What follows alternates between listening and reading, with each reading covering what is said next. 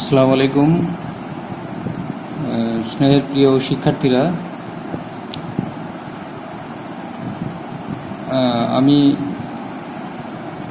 Mohammad Shamsul Alam, assistant professor, পদার্থবিজ্ঞান বিভাগ, সরকারি রোড কলেজ।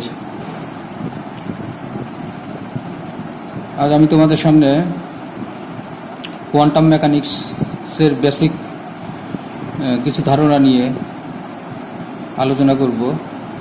এর আগের লেকচারগুলোতে আমি photo electric effect, Compton effect এগুলো নিয়ে আলোচনা করেছিলাম। আজকে আলোচনা করব ওয়েভ পার্টিকেল ডুয়ালিটি বা তরঙ্গ কণা দ্বৈততা। প্রিয় শিক্ষার্থীরা, আশা করি তোমরা সবাই সুস্থ আছো, ভালো আছো এবং নিরাপদে আছো, এবং এর মাঝেই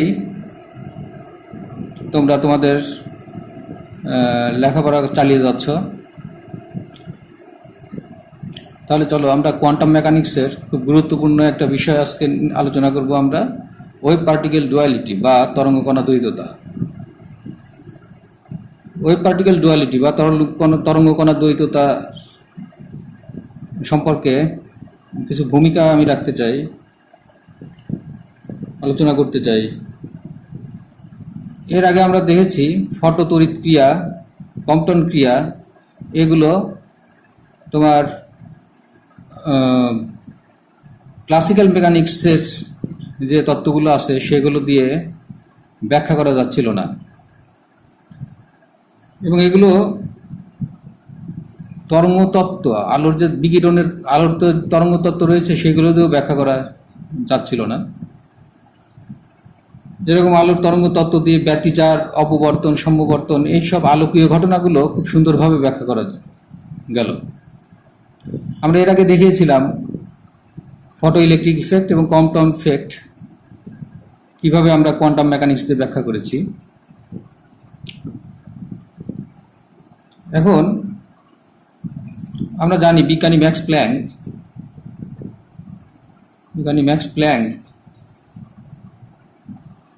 প্ল্যাঙ্কের বিকিরণ তত্ত্ব দিয়ে আমরা ফটো ইলেকট্রিক ইফেক্ট এবং কম্পটন ইফেক্ট খুব সুন্দরভাবে ব্যাখ্যা করা গেল।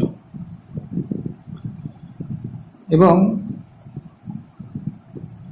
এই কোয়ান্টাম মেকানিক্সের ম্যাক্স প্ল্যাঙ্কের যে বিকিরণের কোয়ান্টাম তত্ত্ব রয়েছে, এই কোয়ান্টাম তত্ত্ব অনুযায়ী বিকিরণ কণা ধর্ম ও তরঙ্গ ধর্ম দুইটা ধর্মই প্রকাশ করে। পরবর্তীতে 1924 সালে বিজ্ঞানী লুইস ডি ব্রগলি এই বিজ্ঞানী তোমার বললেন যে বিকিরণের যেমন কণা ও তরঙ্গ উভয় ধর্মই রয়েছে, পদার্থ যা কিনা নিউট্রন, প্রোটন, ইলেকট্রন নিয়ে গঠিত, মৌলিক কণিকাগুলো নিয়ে গঠিত, এই পদার্থ তোমার বিশেষ পরিস্থিতিতে তরঙ্গের ন্যায় আচরণ করে, দ্যাট ইজ তরঙ্গ ধর্ম প্রদর্শন করে। তাহলে যেহেতু এই পদার্থ কণিকাগুলো ভর আছে, অতএব এগুলো কণা ধর্ম প্রদর্শন করে, এগুলো কণা, এবং এগুলো বিশেষ পরিস্থিতিতে তরঙ্গ ধর্মও প্রদর্শন করে। অর্থাৎ বিকিরণ বা আলোকের ন্যায়, আলোক যেহেতু এক প্রকার বিকিরণ, এই বিকিরণ বা আলোর ন্যায় পদার্থও কণা এবং তরঙ্গ ধর্ম প্রদর্শন করে। এ কথা বললেন বিজ্ঞানী লুইস ডি ব্রগলি 1924 সালে। এরপরে 1927 সালে দুজন আমেরিকান বিজ্ঞানী ডেভিসন ও গারমার এই দুজন ইলেকট্রন অপবর্তন পরীক্ষার মাধ্যমে অপবর্তন পরীক্ষার মাধ্যমে এনারা প্রমাণ করলেন যে প্রকৃতপক্ষে পদার্থ বা পদার্থ কণিকাগুলো বিশেষ পরিস্থিতিতে তরঙ্গধর্ম প্রদর্শন করে। তাহলে এখান থেকে ডেভিসন এবং গারমারের পরীক্ষা থেকে নিশ্চিত হয়ে গেল যে পদার্থের দুইটা ধর্ম রয়েছে, একটা ধর্ম হচ্ছে কণা ধর্ম আর একটা হচ্ছে তরঙ্গ ধর্ম। এই যে তরঙ্গ এবং পদার্থ কণার তরঙ্গ ধর্ম এবং যে কণা ধর্ম উভয় রয়েছে, এই ঘটনাকে বলা হচ্ছে তরঙ্গ কণা দ্বৈততা বা ওয়েভ পার্টিকেল ডুয়ালিটি। এখন কোন একটা কণা যদি গতিশীল হয়, একটা কণা এম্বরের একটা কণা এ হচ্ছে গতিশীল, তাহলে দেখা গেল কি এই গতিশীল কণার সাথে একটা তরঙ্গ জড়িত থাকবে এবং গতিশীল কণার সাথে তরঙ্গ জড়িত থাকবে, একে বলা হবে কি তরঙ্গ? বস্তু তরঙ্গ, বা বিজ্ঞানী ডি ব্রগলির নাম অনুসারে ডি ব্রগলি তরঙ্গ বা ম্যাটার ওয়েভস বা ডি ব্রগলি ওয়েভস বলা হয়। তাহলে এই বস্তু তরঙ্গ এই কণার সাথে জড়িত থাকবে। এই কণা ভর যদি এম হয় এবং সেটা যদি ভি বেগে গতিশীল হয়, তাহলে তার একটা ভরবেগ থাকবে কণার এম ভি, এবং এর সাথে যে তরঙ্গ জড়িত রয়েছে তারও একটা বেগ থাকবে। তার বেগকে আমরা যদি ভিপি লিখি, দ্যাট ইজ এই বেগকে, তরঙ্গের এই বেগকে বলা হবে কি বেগ? তরঙ্গের দশা বেগ। আর এই কণার যে বেগ রয়েছে, এই কণার বেগকে বলা হবে কি বেগ? কণা বেগ বা পার্টিকেল ভেলোসিটি। কণা বেগ বা পার্টিকেল ভেলোসিটি। তাহলে দশা বেগকে আমরা লিখছি ভিপি দিয়ে, ফেজ ভেলোসিটি, দ্যাট ইজ ওই তরঙ্গের বেগকেই বলা হচ্ছে দশা বেগ। যেহেতু এটা একটা তরঙ্গ, তার তরঙ্গ দৈর্ঘ্য রয়েছে ল্যামডা এবং তার ফ্রিকোয়েন্সি রয়েছে, একটা তরঙ্গের যা থাকা দরকার এখানে এই তরঙ্গের, বস্তু তরঙ্গের তাই রয়েছে। তাহলে সেই ক্ষেত্রে আমরা ভিপি ইকুয়াল টু লিখতে পারি নিউ ল্যামডা।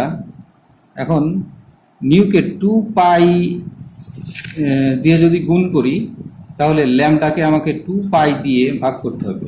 সেক্ষেত্রে এই ইকুয়েশনটা দাঁড়ায় 2 পাই নিউ মানে কৌণিক কম্পাঙ্ক ওমেগা, আর 2 পাই বাই ল্যামডা মানে হচ্ছে তরঙ্গ সংখ্যা কে। তাহলে এই মানটা যদি আমরা এখানে বসিয়ে দিই, তাহলে এখানে উল্টিয়ে যাবে, দ্যাট ইজ এখানে হবে 1/k।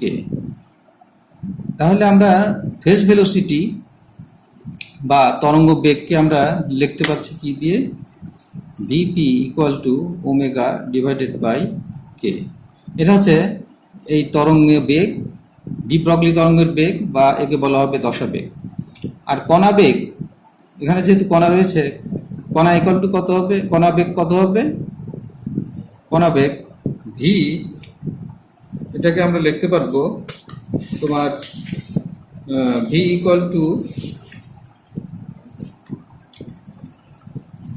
H by P. যেহেতু কণা ভি বেগে গতিশীল, তাহলে তার একটা বেগ রয়েছে এবং তার ভরবেগ রয়েছে, সেই ভরবেগ হচ্ছে এম ভি। তাহলে সেই ক্ষেত্রে আমরা ভি ইকুয়াল টু লিখতে পারবো হচ্ছে V equal to M lambda. তাহলে এখান থেকে আমরা লিখতে পারি ল্যামডা ইকুয়াল টু কত? ল্যামডা ইকুয়াল টু হচ্ছে M V H by M V বা এইচ বাই পি, এটা লেখা যায়। তাহলে দেখো এখানে কণা বেগ যদি আমরা বলি, কণার ভর আছে এম, কণার বেগ ভি, তাহলে পি এম ভি, ভর বেগ আছে এখানে, এবং এখানে যেহেতু এর সাথে ল্যামডা আছে, তরঙ্গ কণা জড়িত, তরঙ্গ কণাও ল্যামডা রয়েছে। তাহলে এখান থেকে আমরা কণা বেগকে v equal to H by m lambda এটাতে প্রকাশ করতে পারি কণা বেগ। আরেকটা সংজ্ঞা এখানে রয়েছে, সেটা হচ্ছে গুচ্ছ বেগ।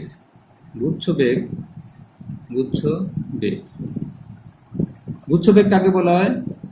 এটা হচ্ছে গ্রুপ ভেলোসিটি। তার মানে এখানে যে তরঙ্গগুলো রয়েছে, কণার সাথে যে তরঙ্গগুলো জড়িত রয়েছে, এই তরঙ্গগুলোর তরঙ্গদৈর্ঘ্যের সামান্য ব্যবধান রয়েছে এবং কম্পাঙ্কেরও সামান্য ব্যবধান রয়েছে। এই সামান্য ব্যবধানের তরঙ্গদৈর্ঘ্যের ব্যবধান বিশিষ্ট তরঙ্গগুলো একই সাথে গুচ্ছাকারে একে অপরের সাথে মিলিত হয়ে এখানে উপরিপাতন হচ্ছে এবং তারা গুচ্ছাকারে নির্দিষ্ট বেগে সামনের দিকে অগ্রসর হচ্ছে। একে বলা হবে গুচ্ছ বেগ। তাহলে গুচ্ছ বেগ, যেহেতু এখানে তরঙ্গ দৈর্ঘ্যেরও ব্যবধান রয়েছে, ফ্রিকোয়েন্সিরও ব্যবধান রয়েছে এই তরঙ্গগুলোর মধ্যে, যার ফলে আমরা ভিজি একটু লিখতে পারি হচ্ছে ডি ওমেগা ডি কে ক্ষুদ্র ব্যবধান। তাহলে দেখো গুচ্ছ বেগ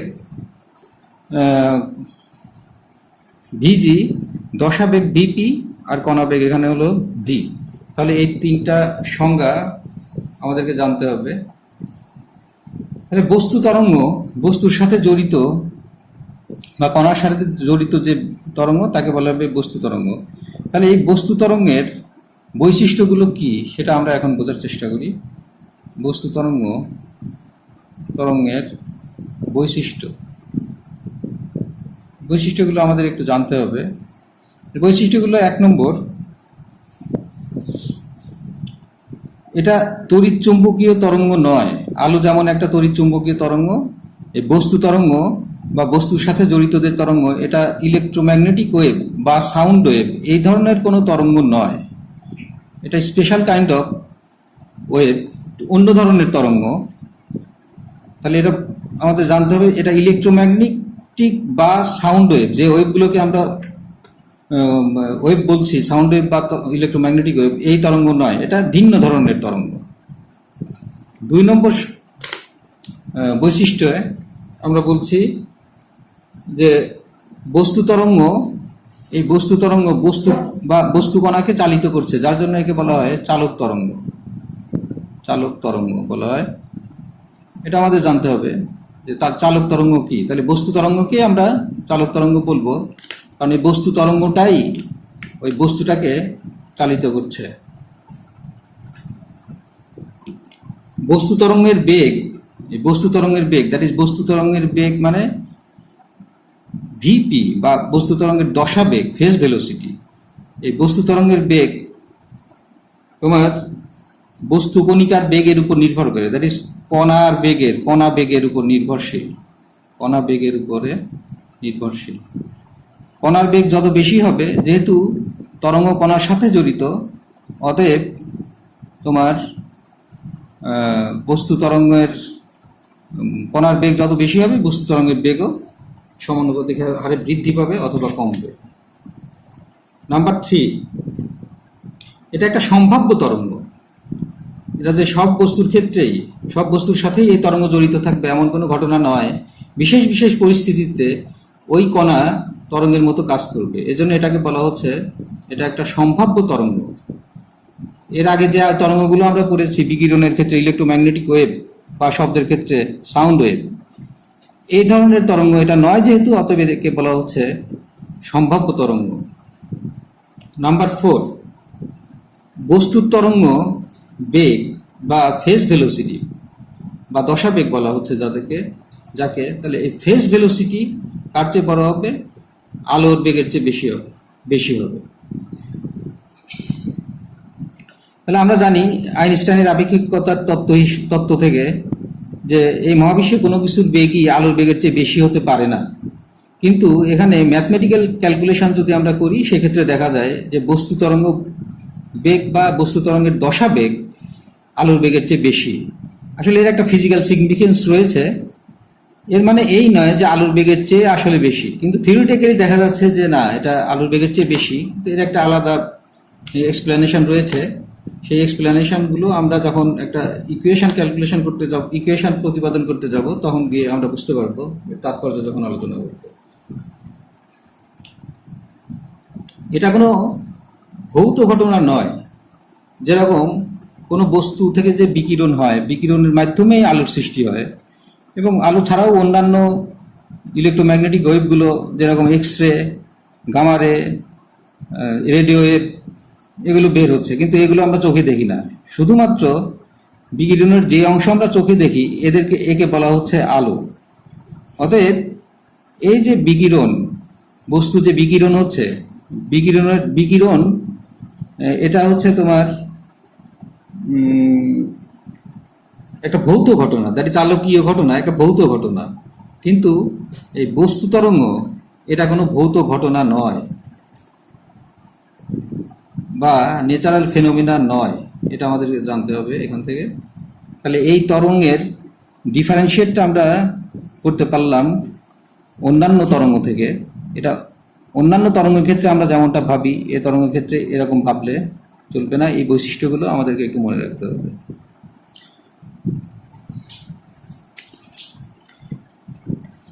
ডি ব্রগলি তরঙ্গ বা বস্তু তরঙ্গ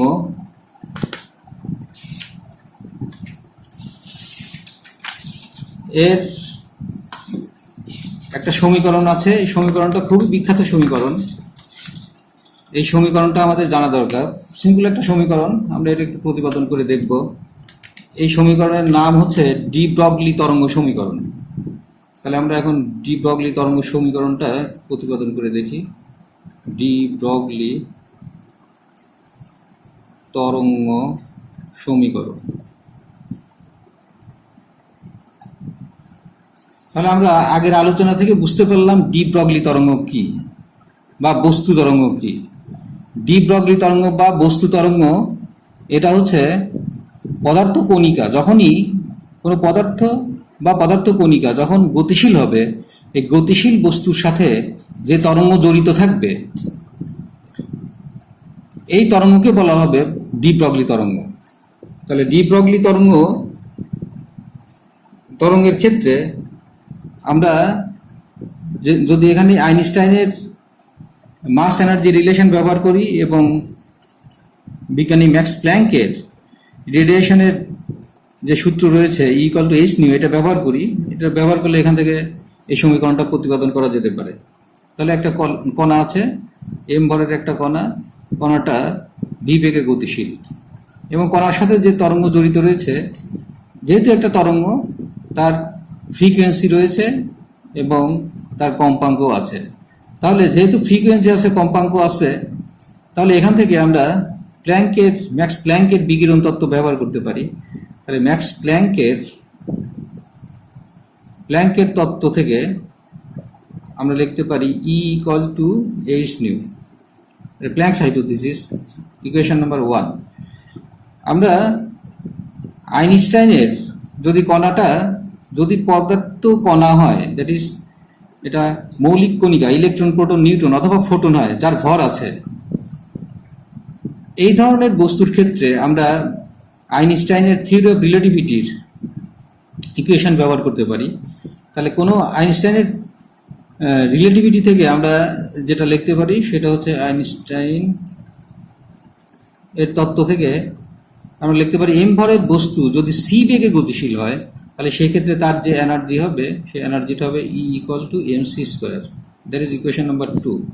তাহলে এখান থেকে আমরা এই দুইটা ইকুয়েশন থেকে যদি ইকুয়েশন দুইটাকে দেখি, তাহলে দেখা যাবে দুইটার ক্ষেত্রে এনার্জি সমান হওয়ার জন্য আমরা এখান থেকে পাবো mc² হচ্ছে h²।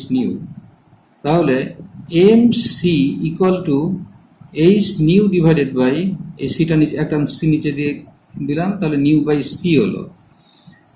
আর যেহেতু এখানে আলোর বেগ c, তাহলে c আমরা জানি νλ, যেমন v=n λ, আলোর ক্ষেত্রে c νλ। তাহলে এখান থেকে νc=1/λ হচ্ছে। তাহলে এখান থেকে আমরা যদি 1/λ বসিয়ে দিই, h/1/λ, that is h/λ। mc, যেহেতু m ভরের বস্তু c বেগে গতিশীল, তাহলে আমরা এটাকে ভর বেগ বলতে পারি। তাহলে ওই কণিকার ভর বেগটা আমরা এখানে লিখতে পারি mc হচ্ছে p। তাহলে p আমাদের যে ইকুয়েশন আসলো h/λ, এই p h/λ এটাই হচ্ছে আমাদের ডি ব্রগলির তরঙ্গ সমীকরণ। তাহলে এই সমীকরণের মধ্যে এই সমীকরণ দিয়ে কোনো পদার্থ কণিকা বা কোনো পদার্থ যে তরঙ্গ এবং কণাধর্মী দুইটা আচরণই করে। কণাধর্মী কখনো কখনো কণার মতো আচরণ করবে, কখনো কখনো তরঙ্গের মতো আচরণ করে। এই ইকুয়েশন দিয়ে কিভাবে বোঝা যায়? তাহলে এই ইকুয়েশনের তাৎপর্য কি? এর তাৎপর্যটা হচ্ছে পি, যদি আমরা এম ভরের কোনো বস্তু ধরি, এম ভরের কোনো বস্তু বা কণা সেটা ভি বেগে গতিশীল হয়, তাহলে সেই ক্ষেত্রে আমরা পি ইকুয়াল টু লিখতে পারি এম ভি। তাহলে পি ইকুয়াল টু যদি আমরা এখানে এম ভি লিখি, M V equal to H by lambda, তাহলে এখান থেকে দেখা যাচ্ছে যে ভরবেগ, যেহেতু কণা ভরবেগ, এখানে এম ভি ভরবেগ রয়েছে, যেহেতু এটা কণা একটা বস্তু, অতএব তার ভরবেগ থাকবে এম ভি। এম ভি আছে এক পাশে এবং আর এক পাশে ল্যামডা আছে। তার মানে একই কণার তরঙ্গ দৈর্ঘ্যও রয়েছে, আর তরঙ্গ দৈর্ঘ্য থাকে সাধারণত তরঙ্গেরই তরঙ্গ দৈর্ঘ্য থাকে, অতএব এটা তরঙ্গধর্মী আচরণও করবে। আবার ওই ইকুয়েশনের মধ্যেই ভরবেগ রয়েছে, অতএব এটা, আর ভরবেগ থাকে শুধুমাত্র পদার্থ যদি হয় তাহলে যার ভর আছে তারই শুধু ভরবেগ থাকবে, তারই সেটা একটা পদার্থ, অতএব সে পদার্থটা কণার মতো আচরণ করবে। তাহলে একই কণা, যে কণাটা ভি বেগে গতিশীল, সে তরঙ্গের মতো আচরণ করবে এবং বস্তুর মতো আচরণ করবে বা কণার মতো আচরণ করবে আমরা বলতে পারি। সেক্ষেত্রে এই ইকুয়েশনের ক্ষেত্রে দেখো, আমরা এখান থেকে লিখতে পারি lambda equal to H by M V. তাহলে এখান থেকে আমরা আর একটা জিনিস লিখতে পারি, ল্যামডা সমানুপাতিক 1/m। যদি এইচ প্লাঙ্কস কনস্ট্যান্ট, এটা কনস্ট্যান্ট, আর কণাটার বেগ ভি এটা যদি কনস্ট্যান্ট হয়, তাহলে সেক্ষেত্রে ল্যামডা সমানুপাতিক 1/v এম লিখতে পারি। তাহলে এখান থেকে দেখা যাচ্ছে যে একটা বস্তু যার ভর বেশি, অনেক বেশি, তার ল্যামডা কি হবে, তরঙ্গদৈর্ঘ্য, তার সাথে যে জড়িত তরঙ্গ থাকবে তার তরঙ্গদৈর্ঘ্য অনেক কম হবে। যেমন একটা বৃহদাকার যদি আমরা ট্রেনের কথা কল্পনা করি, ট্রেনের ভর অনেক বেশি, সেই ট্রেন যদিও একটা বড় অনেক ভরের একটা অনেক বেশি ভরের একটা বস্তু, তাহলে তার সাথে একটা তরঙ্গ জড়িত থাকবে এবং সেই তরঙ্গটা কেমন হবে, খুবই ক্ষুদ্র হবে। কিন্তু যদি আমরা একটা ইলেকট্রন কল্পনা করি, ইলেকট্রনের ভর কত, খুবই ক্ষুদ্র, 10⁻31 কেজি লেভেলের, এবং এই ইলেকট্রনের ভর যেহেতু খুবই কম, অতএব তার ল্যামডা কেমন হবে, ল্যামডা অনেক বেশি হবে। তাহলে যে কণাগুলোর, যে পার্টিকেলগুলোর ভর বেশি, তার সাথে জড়িত তরঙ্গের তরঙ্গদৈর্ঘ্য কম হবে, খুবই কম হবে, এবং যে পার্টিকেলগুলোর ভর কম তার তরঙ্গদৈর্ঘ্য বেশি হবে। এটাই হচ্ছে ডি ব্রগলির বিখ্যাত তরঙ্গ সমীকরণ। এই সমীকরণটা বিভিন্ন পরীক্ষায় 2-3 মার্কসের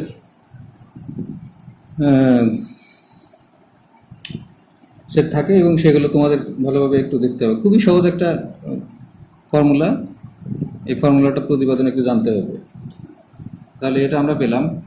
আরেকটা ইকুয়েশন আছে, ইকুয়েশন হচ্ছে আমরা দেখলাম ডি ব্রগলি তরঙ্গের তরঙ্গ বেগ বা যাকে আমরা বলছি দশাবেগ, এই দশাবেগটা আলোর বেগের চেয়ে সবসময় বেশি হবে, এবং সেটার থিওরিটিক্যাল এক্সপ্লানেশনটা আমরা একটু দেখি, তার আগে সমীকরণটা প্রতিপাদন করতে হবে। তাহলে ডি ব্রগলি তরঙ্গ বেগ ভিপি বা ফেজ ভেলোসিটি ও পদার্থ কণিকার যে বেগ ভি, এর মধ্যে সম্পর্কটা কি সেটা আমরা একটু দেখি।